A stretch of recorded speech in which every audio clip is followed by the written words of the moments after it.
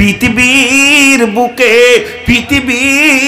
বুকে দুনিয়ার বুকে যত ইবাদত এসেছে কে এনেছে জিবরাইল এনেছে। যেদিন রোজা হুকুম এসেছে তো জিবরাইলকে আসতে হয়েছে, জিবরাইল এসেছে। যেদিন হজের হুকুম এসেছে তো জিবরাইল এসেছে।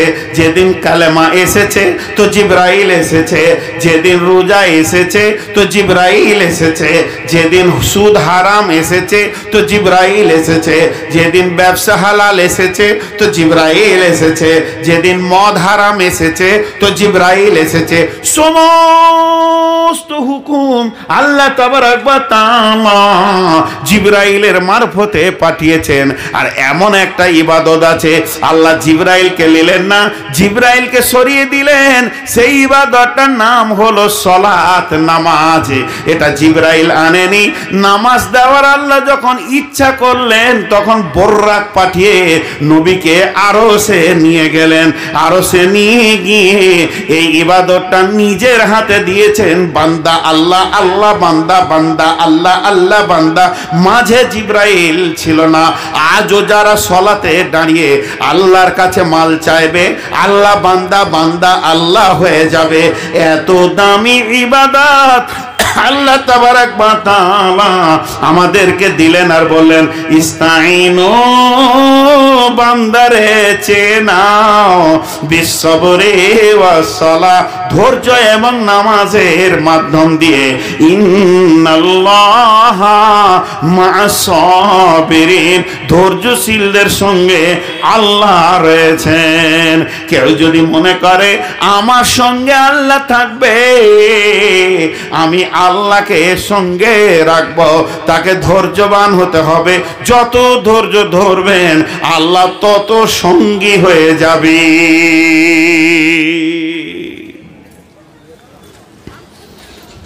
জি, ধৈর্য ধরতে হবে তো আল্লাহর সঙ্গে।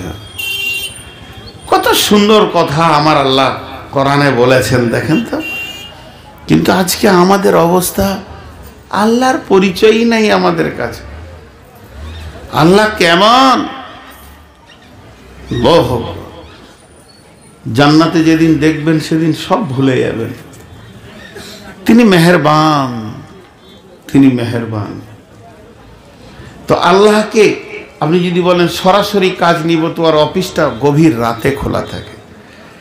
রাতের প্রমাণগুলো আল্লাহ দিয়েছেন দু তিন জায়গায়। বিসমিল্লাহির রহমানির রহিম। সুবহানাল্লাযী আশরা বিআবদিহি লাইলাম মিনাল মাসজিদিল হারামি ইলাল মাসজিদি আকসাল্লাযী বারাকনা হাওলাহু লিনুরিয়াহু মিন আয়াতিনা ইন্নাহু হুয়াস সামিউল বাসীর।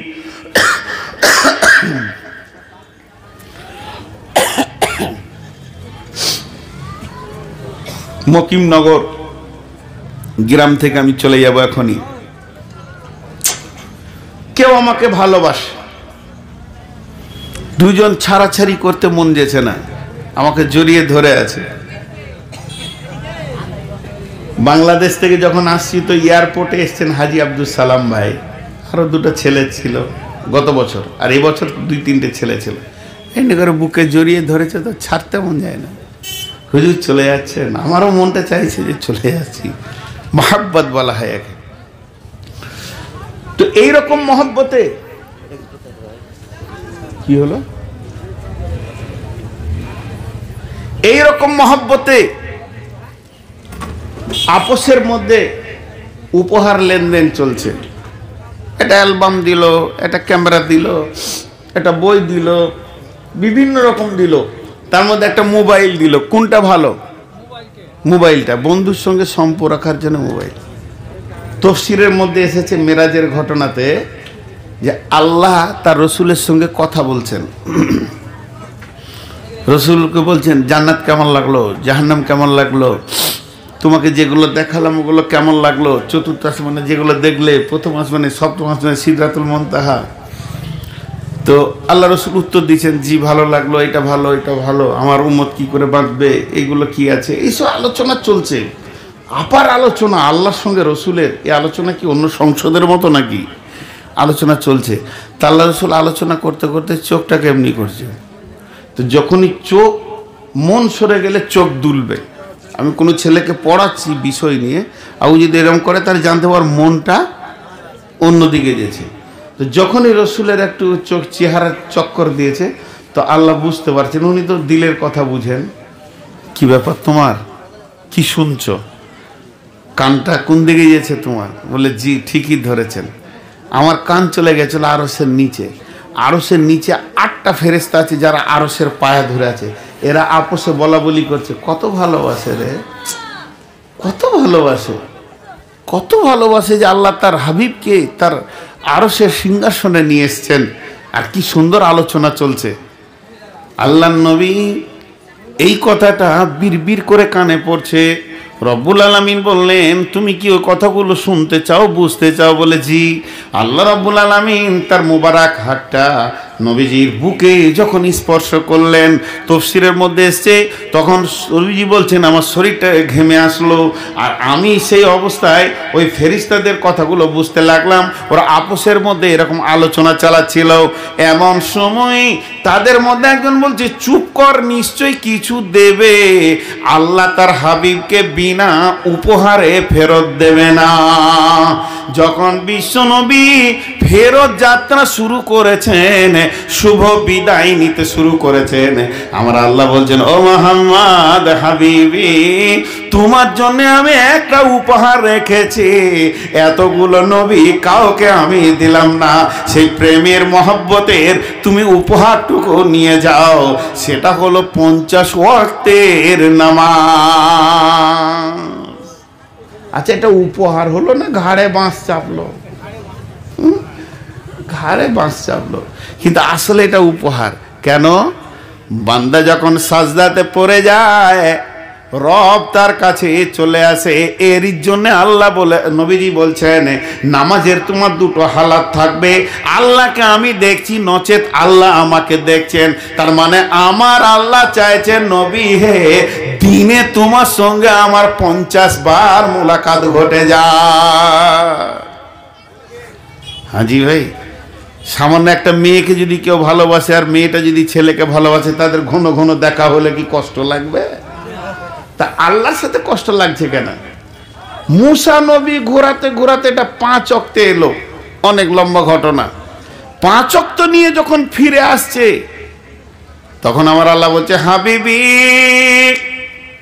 হে আমার নবী, ওরে আমার রসুল, দাঁড়িয়ে যাও, আমার শেষ কথাটা নিয়ে যাও। তুমি তোমার উম্মতকে বলে দিও, তারা যেন 5 ওয়াক্তের সালাতকে আদায় করে। তারা যদি 5 ওয়াক্তের আদায় করে, এই ওয়াদা যদি ঠিক রাখে, আমি প্রথম অঙ্কটাই ঠিক রেখে দিব। 5 ওয়াক্তের পরিবর্তে আমি তাদেরকে 50 ওয়াক্তের নেকি দিব। বিশ্বনবী ফিরে আসলেন।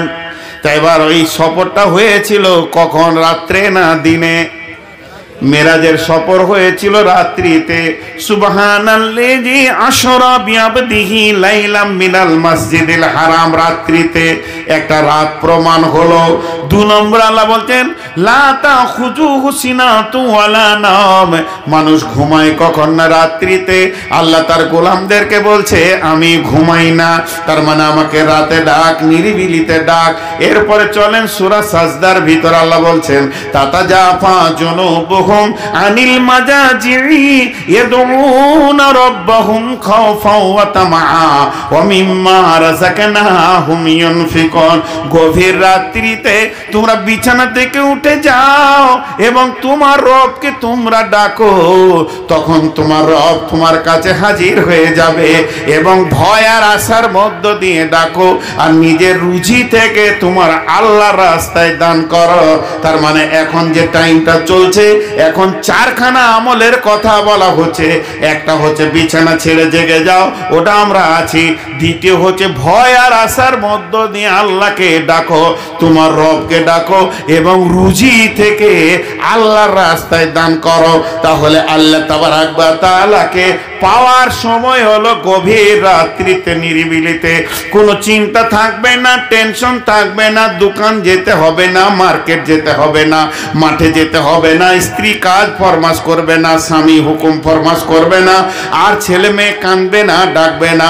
গভীর রাত্রিতে নিরিবিলিতে চোখের পানি ফেলো।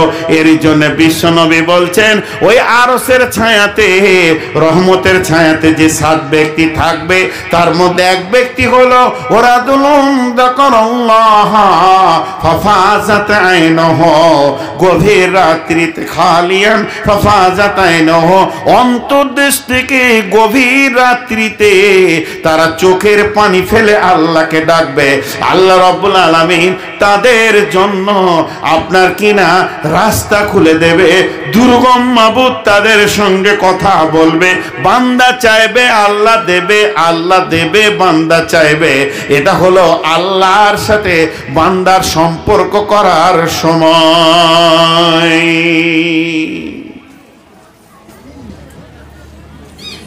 জি ভাই, আল্লাহ, খালি আমি আল্লাহর কথা বলে আসছি তখন থেকে। আল্লাহ সমস্ত জিনিসের উপরে ক্ষমতাবান। তার মানে আমাদের মন বলছে যে পাহাড়গুলোকে ধরে তুলে কাছাড়ে দিতে পারে, পারবি? ওটা তো আল্লাহর কাছে কিছু নাই, আল্লাহকে হাত দিতে হবে না, হুকুম দিলেই হবে। কিন্তু আমার এইখানটা ভেঙে গেছে, ডাক্তার বাঁধছে, আমি বলছি আল্লাহ, আল্লাহ তুমি ভালো করে দাও, ঠিক করে দাও, সুস্থ করে দাও। আমি যেমন আল্লাহর কাছে চাইছি, ভেবে দেখেন, একটা পিপুলিকা গর্তের ভিতরে যদি তার পায়ের আঙুলটা ভেঙে যায়, সেও আল্লাহর কাছে চাই, সেটাও রিপেয়ার আল্লাহ করতে পারেন। আল্লাহ এতটা ক্ষমতা রাখেন, গর্তের ভিতরে কে ডাকছে তার খবর রাখে। হযরত ইউনূস মাছের পেটে থেকে ডেকেছেন, আল্লাহ খবর রেখেছে।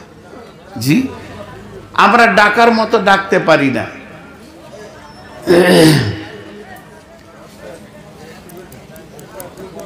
এটা মজার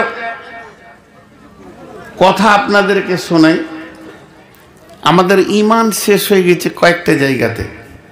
এক বড় আল্লাহওয়ালা লোক ছিল, এটা গল্প বলছি, এটা আবার হাদিস নয়, কোরআনও নয়, কিছু বোঝানোর জন্য কিছু উদাহরণ দিতে হয়। তো মুরব্বির ঘরের সামনে গলিতেই খামারে একটা বড় নিমের গাছ গোল হয়ে উঠেছে, নতুন বাড়ি বানাচ্ছে। গাছটাকে কেটে ফেরে ওটাতে দরজার জানালা চৌকাটা বানাবে। তো কোড়ালে গাছ কাটতে গেছে, মুরব্বি নিজে গিয়েছে কাটতে, যে 1 চোট 2 চোট দিব, তারপরে মিস্ত্রি আসুক, ততক্ষণ কাটবে। তো গাছ থেকে একটা জিন মানুষের রূপ ধরে নেমে এসছে। তাই বলছে, হুজুর কাটবেন না। তুই কে? বলে আমি জিন। কাটবো না মানে এটা কি তোর বাবার গাছ আছে নাকি? বলে না, আমার বাবার নয়, আপনারই বাবার। তা আমি কাটবো না কেন? আপনি কাটলে কাটতে পারেন, কিন্তু আমার আশ্রয়টা শেষ হয়ে যাবে। আমি বহুদিন এই গাছটাতে থাকি। হুজুর কাটবেন না। বুঝে না, আমি কাটবো। তো কেটে কি করবেন? দেখতে পেয়েছিস না বাড়ি বানাচ্ছি, দরজা জানালা চৌকাটা বানাবো। হুজুর, যদি চৌকাটার টাকাটা আমি দিয়ে দিই? কোড়ালটা ফেলে দিল। বলছি, এর থেকে আর সুযোগ কি আছে? বলে, আপনি তো তাহাজ্জুদের নামাজ পড়েন? বলে হ্যাঁ। তাহাজ্জুদের নামাজ পড়ে যখন মসল্লাটা তুলবেন, দেখবেন নিচে টাকা থাকবে। ওরে সুবহানাল্লাহ, তো ভালো কাজ হয়ে গেল। গাছটা নাইলে 10,000, 15,000, 20,000 দাম হবে। ই যদি রেগুলার মাল দিতে থাকে তো অত কি ছাপিয়ে যাবে? তো বলি প্রতিদিন কিছু করে পাবেন। তার আর ও কাজ কাটলো না।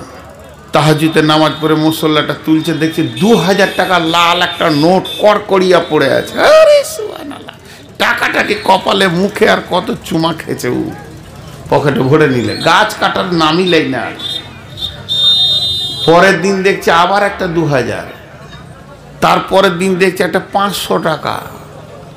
তারপরের দিনে একটা 100 টাকা, তারপরের দিনে 50 টাকা, তারপরের দিনে 20 টাকা, 10 টাকা, 5 টাকা, পরের দিনে 9 টাকা। আর নেই, ভাবছে হয়তো যে ক্যাশ শেষ হয়ে গেছে, আবার কাল দিবে। তারপরের দিনও নেই, তারপরের দিনও নেই। 3 দিন যখন নাই, কোড়ালটা নিয়ে গেছে গাছ কাটতে। গাছ কেটে দেবো, এই মাত্র 6,000ও হলো না, আর 15-20 হাজার টাকার দাম আমার কাছে। যেই কোড়ালটা একটা কোপ মেরেছে, ওই জিনটা দেওয়ের মতো রূপ ধারণ করেছে, ভয়ানক। দেখে বলছে, কুত্তার বাচ্চা, শুকরের বাচ্চা, তুই একবার খালি কোড়ালটা গাছের গায়ে মেরে দেখ, তোকে মারবো, তোর জিন্দেগি মারবো, তোর গোষ্ঠীকে মারবো, তোর বংশে যত আছে পোনা পুঁটি সবকে মেরে শেষ করে দিব। গাছের গায়ে তুই কোড়াল লাগাবি না।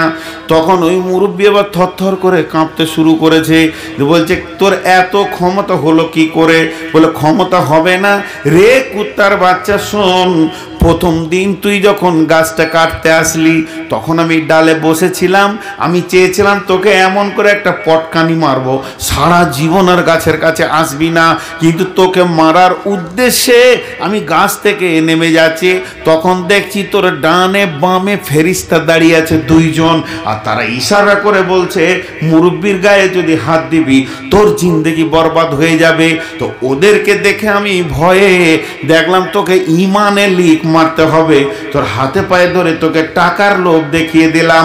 আর এই লোভে যখন তুই পড়ে গেলি, 2 দিন 3 দিন টাকা তুই খেয়ে নিলি, এখন তোর ইমান লিক হয়ে গেছে, তোর আল্লাহর প্রতি বিশ্বাস চলে গেছে, ইমান চলে গেছে, ভরসা চলে গেছে। এখন তুই একটা পাক্কা বেঈমান দাঁড়িয়ে আছিস, তোর সামনে এখন আর কোনো কুত্তাও পর্যন্ত নাই, ফেরেশতা তো দূরের কথা। এখন কোপ মারবি তো তোর আর তোর গোষ্ঠী বংশর জিন্দেগি মেরে দিব। সে ভয় খেয়ে গেল। বন্ধুরা আমার, যদিও গল্প, আজকে মুসলমান এমন একজন পাক্কা মজবুত ইমানদার, আজ থেকে 25 কিংবা 26 পুরুষের নামটা খুঁজে বের করেন। আপনার নাম কি? আপনার বাপের নাম কি? তার বাপের নাম কি? তার বাপের নাম কি? তার বাপের নাম কি? তার বাপের নাম কি? এই রকম আব্বার নাম নিতে নিতে নিতে নিতে যখন 25 নম্বর পুরুষটায় গিয়ে 26-এ ঢুকে যাবে, 26 পুরুষটা যখন 27-এ ঢুকে যাবে কিংবা 28-এ, সর্বোচ্চ 29-30 পর্যন্ত যেতে হবে না, 26 থেকে 29 পর্যন্ত পুরুষের নাম যখন আসবে, তখন দেখবেন আপনি কার বেটা? না উমারের বেটা, ওসমানের বেটা, আলীর বেটা, হানজালার বেটা, আবুজারের বেটা, জাবেরের বেটা, জুবাইরের বেটা। এই সাহাবীদের কোলে ঢুকে যাবে আমাদের জাতিটা, বংশটা। সেই বংশের মুসলমান যাদেরকে টাকা পয়সা দিয়ে ইমানকে কিনা যায়নি, তারা আজকে সে কত বড় বেঈমান হালাতে জীবন করছে। এদের সঙ্গে কোনো মদদ নাই, এদের সঙ্গে আল্লাহ সাহায্য জানাই। কেন কেন কেন? আল্লাহ যে ওয়াদা করেছে, সেই ওয়াদার প্রতি আপনার আমার কারো কোনো বিশ্বাস নাই। যেদিন বাদশাহ হিরাকেল যেদিন রোমকে যেদিন বিজয়ী ঘোষণা করলেন সাহাবীরা, রোম সাম্রাজ্য ছিল একটা বড় সাম্রাজ্য। রোম শাসনের সময়ে যখন রোমের বাদশাহ গদিতে বসতো, বাদশাহ হিরাকেলস, তখন তার মাথার উপরে একটা সোনার মুকুট থাকতো। এই স্বর্ণের মুকুটটা কতটা ভারী ছিল, কতটা ওজন ছিল, কতটা ওজন ছিল যে স্বাভাবিক একটা লোক এত ওজন মাথায় রাখতে পারবে না। তার জন্য কি করা হয়েছিল? ওই আপনার কি না মাথায় যে রোম সম্রাটের স্বর্ণ তাজ ছিল, এই তাজের ওপর একটা হুঁক দেওয়া হয়েছিল, সেই হুঁকের ওপর একটা সিকলি তৈরি করা হয়েছিল, সবটাই সোনার। এবং যেখানে উনি রাজ দরবারে গদিতে বসতেন, তার মিনারে কুব্বাতে ওই জায়গায় ওটা হুঁক দিয়ে লাগানো থাকতো, ওটা ওপরের দিকে টান মেরে ঝুলানো থাকতো। স্বর্ণের মালটা কত ওজন! আর ওই জায়গায় বাদশা এসে বসলে মাথাটা এমন ভাবে সেটিং হতো, মনে হতো যেন বাদশার মাথাতেই স্বর্ণের মুকুটটা আছে। এতগুলো সোনাকে যখন সাহাবা রাদিয়াল্লাহু মাজমাইনেরা রোমকে বিজয়ী করলো, তো ওই স্বর্ণের মুকুটটা চলে আসলো নবীজির হাতে। আর সেটাকে রাখা হলো কোথায়? মসজিদে নববীর গোদামে ছুঁড়ে ফেলে দেওয়া হলো। আর মসজিদে নববীর গোদামেই সেটা পড়ে থাকে। সেই যুগের মসজিদ খেজুর পাতার মসজিদ, খেজুর পাতার বেড়া, যেদিকে ইচ্ছা চুরি করে বের করে নিয়ে যেতে পারে। কিন্তু সেই জামানায় সাহাবীদের অবস্থা কেমন ছিল? উটের চামড়াকে পুড়িয়ে পুড়িয়ে তারা খেত। তাদের অবস্থা এত জীর্ণ শীর্ণ ছিল, একটা খেজুর দুজন চারজন ভাগ করে খেত। তাদের অবস্থাটা এমনও ছিল, পেট পুরে প্রতিদিন খেতে পেত না, কিন্তু তাহাজ্জুদের নামাজ তাদের বাদ ছিল না।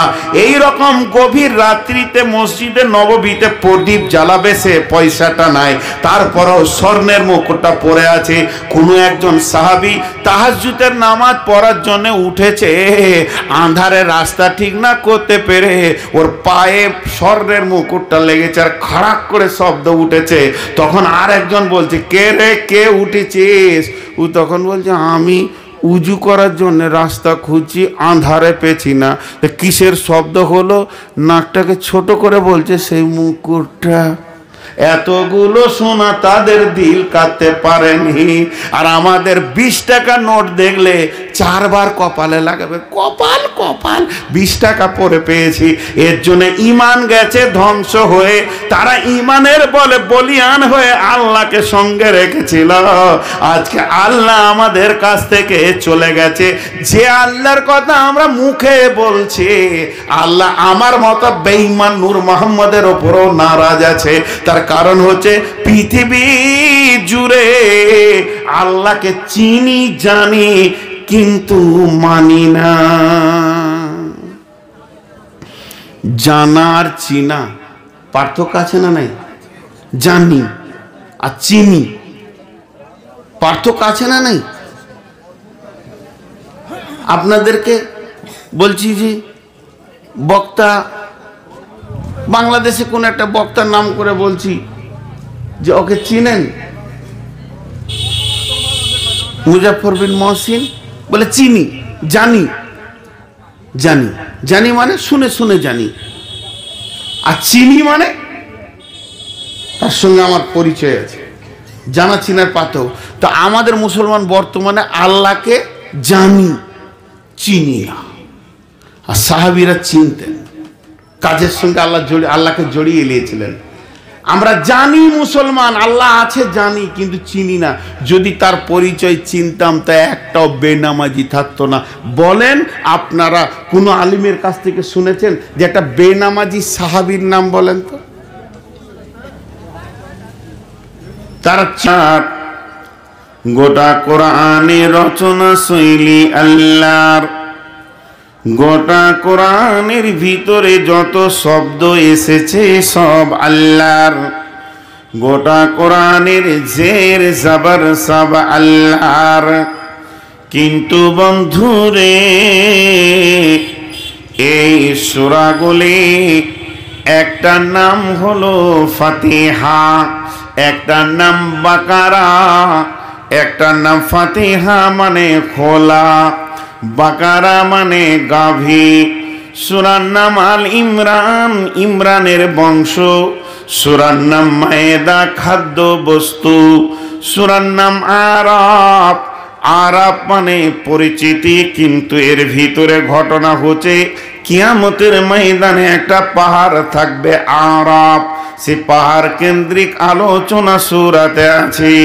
সূরার নাম আনফাল, সূরা আনফালের ফাইয়ের মালের ওপরে ঘটনা। সূরার নাম তওবা, সূরার নাম ইউসুফ, ইউনুস, ইব্রাহিম। সূরার নাম আপনার কিনা ইউসুফ।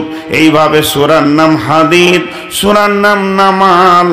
বিভিন্ন জিনিসের উপরে সূরা এসেছে। একটা সূরার নাম হলো মানব, তার নাম হচ্ছে সূরা নাস। সূরা মানুষ, সূরা নাস, সূরা দাহার, এইভাবে সূরা এসেছে সূরা নাবা, খবর নিয়ে এসেছে সূরা নাবা। একটা সূরা আছে সূরার নাম বাইয়িনা, কিন্তু বন্ধুরে মাকড়সার নামে সূরা এলো, পিপুলিকার নামে সূরা এলো, হাদিদ মানে লোহার নামে সূরা এলো, হাতির নামে সূরা এলো, গাভীর নামে সূরা এলো, কিন্তু গোটা কোরআনের যিনি রচনা শৈলীগুলো দিয়েছেন সে আল্লাহর নামে একটাও কোরআনে সূরা নাই। সূরাতুল আল্লাহ, আল্লাহ নামে একটাও সূরা আসলো না। আর 114টি সূরার ভিতরে আল্লাহর জাতি নামের ওপরে একটাও সূরা আল্লাহ নাজিল করলেন না, শুধু সিফতের ওপরে একটি করেছেন, সেটার নাম হলো সূরাতুর রহমান।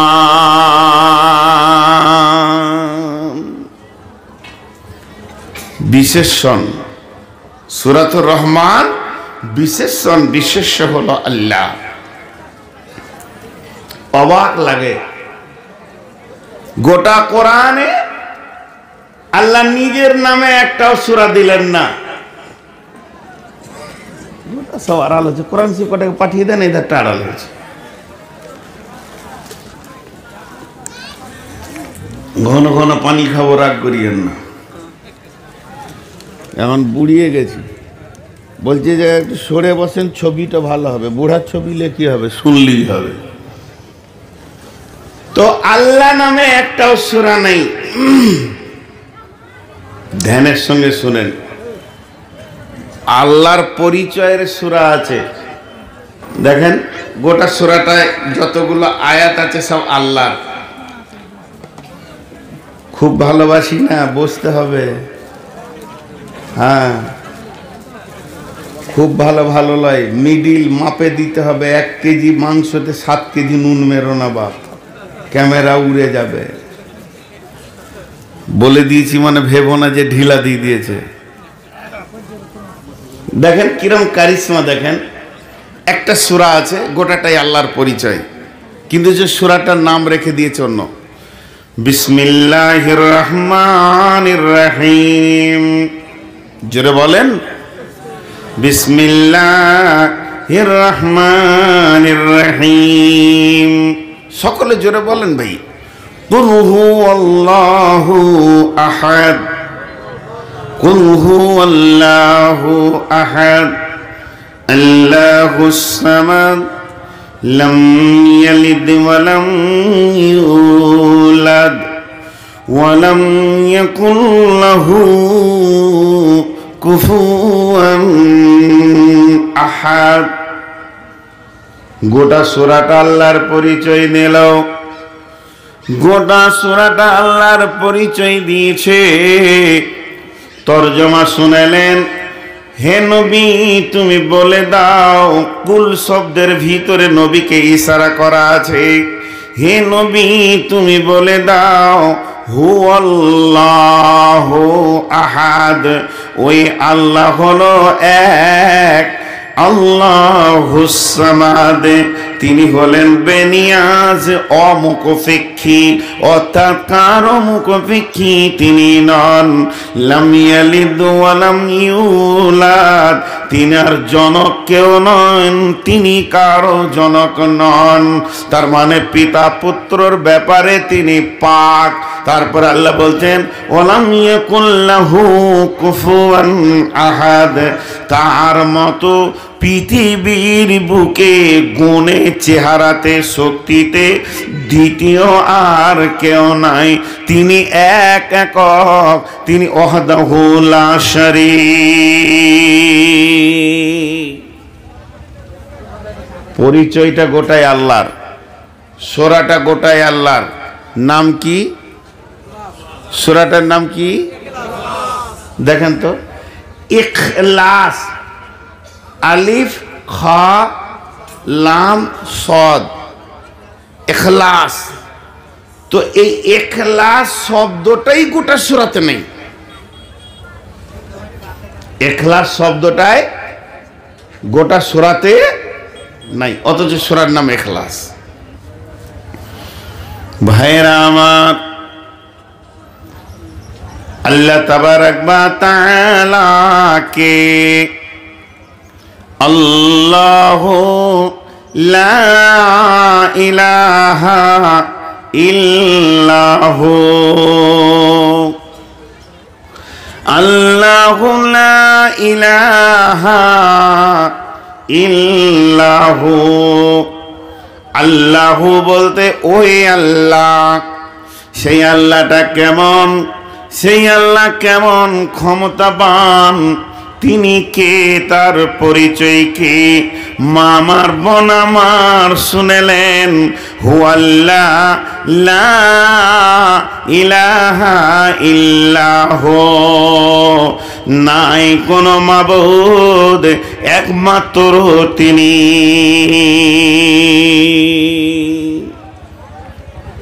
আপনারা আমার দিকে তাকিয়ে থাকেন, চাওয়ালা চলে আসেন কেটলি নেই এখানে, সোজা দিকে আসবেন। এখনো দাঁড়িয়ে আছে, ও বসলেন কেন ওখানে? ওই ও বসলো কেন দেখছো? এখনো ও বসে আছে, সোজা এদিকে আসেন। ওইদিকে যাচ্ছে কে? ওকে ধরে ধরে কেলি কেটে লাও তোমার। এইদিকে আসেন, এখানে এখনো দাঁড়িয়ে আছো, বেয়াদব। দেখেন, এখন একটা পরিচয়, যদি কোনো ইহুদিকে বলা হয়, রে ইহুদির বাচ্চা, তোমাদের রবের পরিচয় দাও, ইহুদির বাচ্চা বলবে, ক্বালাতিল ইয়াহুদু উযাইর ইবনুল্লাহ, উযাইর আমাদের আল্লাহ, উযাইর মা মারি আমাদের আল্লাহ, আল্লাহ আমাদের আল্লাহ, আমরা তিন আল্লাহর পূজা করি।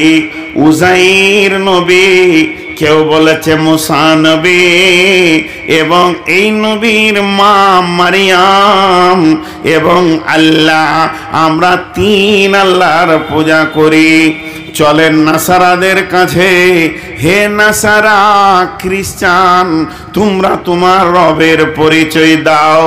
তো নাসারারা বলবে, ক্বালাতিন নাসারাতু মাসীহ ইবনুল্লাহ, আমরা ঈসা মাসীহকে বলছি আল্লাহর পুত্র, মারিয়াম তার মা, সে হলো দ্বিতীয় আল্লাহ, এবং আল্লাহ তো আছেন তিনজন মিলে আমাদের আল্লাহ, আমাদের তিন আল্লাহতে আমাদেরকে কন্ট্রোল করে। চলেন হিন্দু ভাইদের কাছে যাই, হিন্দু ভাই তোমাদের আল্লাহর পরিচয় দাও, হৃদয় দিয়ে যাকে তোমরা ডাকো ভক্তি ভরে, যাকে ডেকে তোমরা আনন্দ পাও, সেই আল্লাহর পরিচয় দাও। তখন হিন্দু ভাইরা বলবে, আমাদের আল্লাহর নাম রাম, আবার আল্লাহর বিবির নাম হলো সীতা, আল্লাহর মায়ের নাম কয়কেয়ী, আল্লাহর বাপের নাম দশরথ, এদের আল্লাহর বাপও আছে, মাও আছে, বিবিও আছে, ভাইয়ের নাম হচ্ছে লক্ষণ। তাহলে এরা এদের আল্লাহর পরিচয় দিয়ে দিল, ইহুদি তার আল্লাহর পরিচয় দিল, আবার নাসারা তার আল্লাহর পরিচয় দিল, হিন্দুরা তার আল্লাহর পরিচয় দিল। চলেন মাজুসির কাছে যাই, হে মাজুসি তোমার আল্লাহ কে? সে বলবে আমার আল্লাহ তিনটি, একটা হলো শক্তি নিয়ে যখন সূর্য উঠে তার অগ্নি শর্মা নিয়ে একটা সূর্য পূজা করে, আর দাও দাও করে যখন আগুনকে জ্বালিয়ে দে আগুনের মতো শক্তিকে পূজা করে। সূর্য আল্লাহ, আগুন আল্লাহ, আর ওপরে আছে আল্লাহ, তিন আল্লাহর আমরা পূজা করে। বৌদ্ধকে বলো, বৌদ্ধ তোমাদের আল্লাহর পরিচয় দাও। বৌদ্ধরা বলবে আমাদের আল্লাহর মা নাই, আল্লাহর বাপ নাই, আল্লাহ নিরাকার, তার হাত হাত নাই, পা নাই, মাথা নাই, তাকে দেখা যায় না, অনুভূতির মধ্যে তাকে ডাকতে হবে। অতএব আল্লাহ নিরাকার, আল্লাহ সাকার নয়, আল্লাহর কোনো রূপ নাই। বৌদ্ধর কাছ থেকে ফিরে এলাম মাজুসির কাছ থেকে, ফিরে এলাম ইহুদির কাছ থেকে, ফিরে এলাম নাসারার কাছ থেকে, ফিরে এলাম হিন্দুদের কাছ থেকে।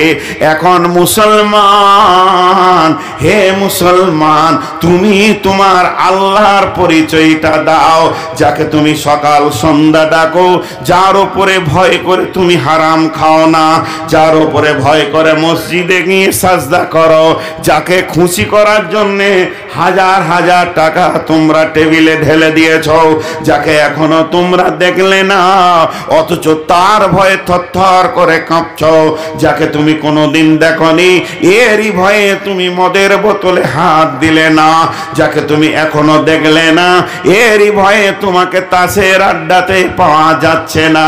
হে মুসলমান, গভীর রাত্রিতে তুমি উঠেছো 5টার সময়, আজান শুনে তুমি উজু করেছো, এই রকম হাড় কাঁপানো শীতের ভিতর দিয়ে কুয়াশাকে আবচ্ছন্ন ভেঙে মসজিদে গিয়ে সাজদায় পড়েছ, সে আল্লাহর পরিচয়টা তোমরা একবার দাও।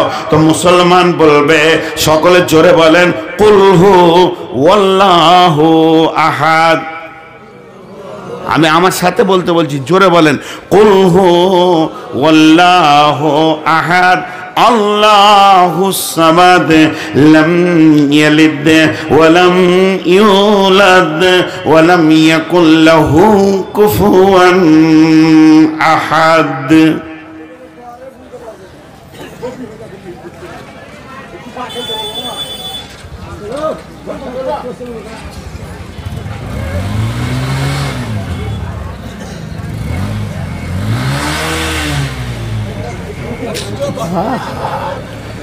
এই শেষ রাতে উঠলেই কলাই ভাজা হবে।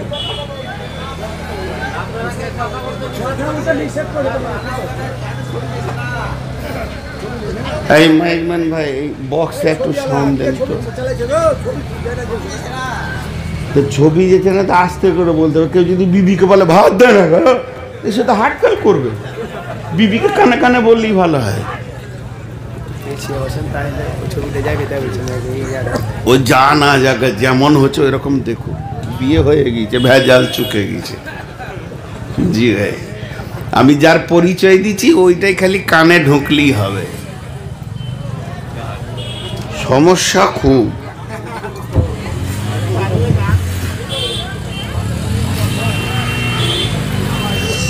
আহা, প্যান্ডেলটা স্টেজটা ওই ধারে করতে হবে।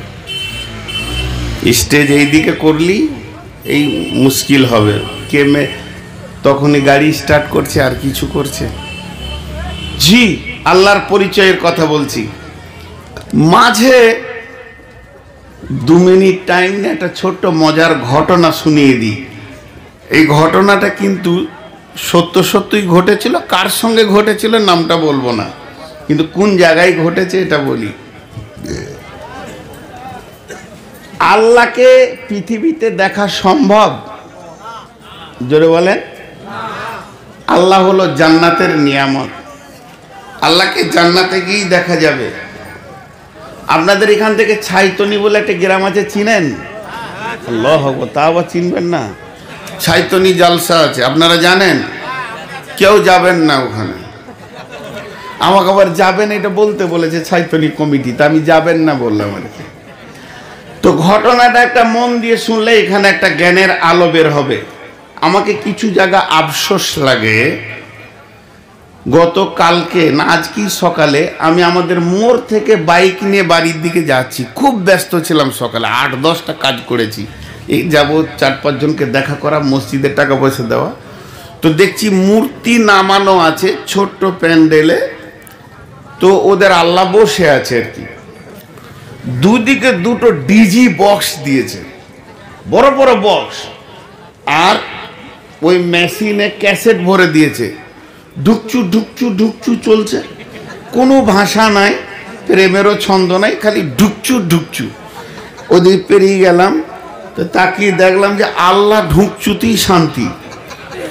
আর যাদের পূজা ওই পাড়াতে রান্না বান্না খাওয়া দাওয়া চলছে, ওরা আমরা মদও খেয়েছে, খৈনিও খেয়েছে, গাও গাও ঘুরে বেড়াচ্ছে। আল্লাহকে বলছে তোকে বক্স দুটো দিয়েছি থাক।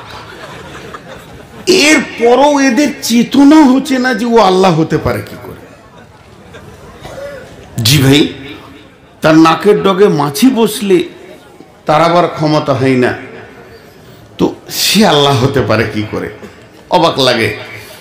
তো যে কোনো একটা বক্তাকে, বাস এইটুকুই বললাম, আর নাম বলবো না, কলকাতা যাদবপুর ইউনিভার্সিটির মাস্টার্সের ছেলে এম এর ছাত্র বর্ধমান স্টেশনে ট্রেনে উঠেছে, উনিও যাবেন কলকাতার দিকে, ছাত্রগুলো যাচ্ছে কলকাতা। তাই বড় দাড়ি, মাথায় টুপি, আর দাড়ি টুপি মানে ও সমাজে খেপা লোক, এটা হয়ে গেছে মুশকিল। দাড়ি টুপি মানেও কিছু বুঝে না, কিচ্ছু নাই ওর, অসার। তো ওর পাশে বসে আছে এরা ভালো ট্যালেন্ট ছাত্র। তো এরা আপোষে হঠাৎ দেখেছে যে মুরব্বী খুব ভালো, চেহারাটা সুন্দর, দাড়ি টুপি, তো প্রশ্ন করছে যে স্যার একটা কথা বলছিলাম, আপনি যদি মাইন্ড না করেন তাহলে বলবো। ওরা চেনে কিন্তু মুরব্বীকে, খুব দামি লোক। বলছে বলেন। বলছে আমরা যাদবপুর ভার্সিটির ছাত্র, এখন চললাম আমরা কলকাতা। প্রশ্ন হচ্ছে অনেক মসজিদে আমরা ভিজিট করেছি, ঢুকে দেখেছি কিচ্ছু নেই, সিমেন্ট মার্বেল দেওয়াল, রং, কোনো মূর্তি নেই, কোনো ছবি নেই, কোনো একটা পাথর নাই যাকে আপনারা সেখানে মাথা নামিয়ে প্রণাম করেন। আসলে সাজদা আর কি, সাজদা তোদের মুখে বেরোবে না, প্রণাম করেন। আর আপনি মন্দিরে চলেন, দেখছি সুন্দর আমার মাবুদ, আমার আল্লাহ দাঁড়িয়ে আছে, তো আমি সাজদা করে শান্তি পাই। আপনারা কি শান্তি পান? প্রশ্ন দেখেন। আমি যখন মাথাটা নামাই তখন আমি দেখতে পাই আমার সামনে দুর্গা আছে, কালী আছে, আমার সামনে গণেশ আছে। এই কদিন আগে এডুকেশন ডিপার্টমেন্টের সরস্বতী এডুকেশন ডিপার্টমেন্টটা নিয়েছে ও আর কি, ও আছে, লক্ষ্মী নিয়েছে খাদ্য ডিপার্টমেন্টটা, এও আছে। তা আমি শান্তি পাই। আপনাদের মসজিদে কিছুই নেই, তো আপনারা শান্তি কি পান? বলছে বাবা এর উত্তর তো অনেক আছে, তা ছোট ছোট করে দুটো দিই, ভালো করে শোনো। পৃথিবীর সব থেকে বড় শিল্পী, যার উপরে কেউ হতে পারে না, তার হাতের তুলি এবং অবয়বকে সুন্দর করে এঁকে দিতে পারে, এরকম একটা শিল্পীকে নিয়ে এসে যদি বোর্ড দেয়া হয়, বলা হয় যে আমার মা আজ থেকে 36 বছর আগে মারা গেছে, তার ছবিটা তুলে দাও তো,